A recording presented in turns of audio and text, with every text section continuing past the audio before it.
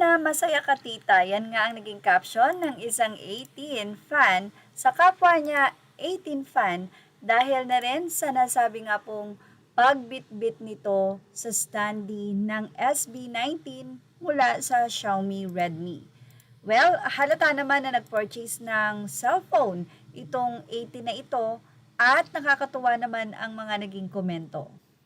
Sino nga naman ba ang hindi maiingganyong kunin na endorser ang SB19 sa mga ganitong very supportive na mga fans? Well, sa pagbitbit na iyan ni Ate Caps o ni Tita Caps, narito po ang napaka-cute na mga komento at nakakaaliw ng kanyang mga kapwa 18. Sa nasabing post na ito ni Dan Paulo Bukag, sinabi niyang sana masaya ka tita, narito po ang reaksyon nila. Pakipakita ng mga taong bahay nyo.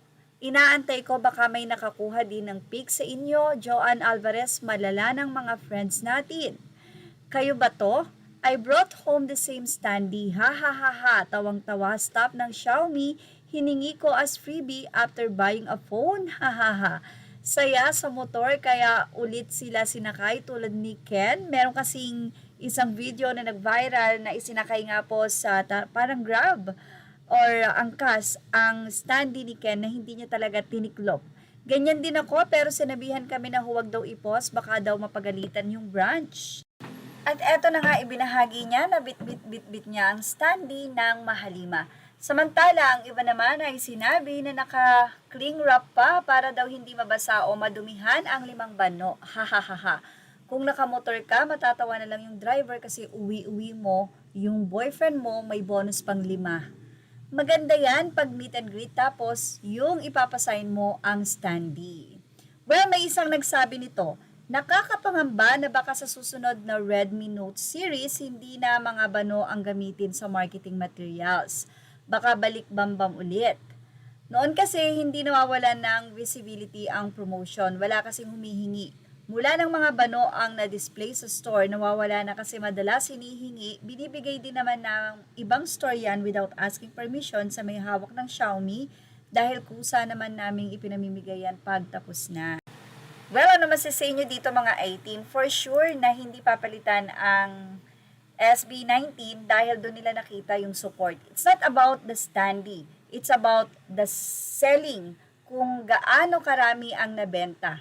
So yung standee, bonus na lang po yan ng company at pasasalamat sa mga sumuporta, especially the fans of SB19 ng 18. Kaya yung sinasabi ng isang netizen na ito, na baka daw palitan na dahil kinukuha nga ng mga fans ng standee, isa po yung magandang market dahil nakita ng Redmi kung paano suportahan ng 18 ng SB19.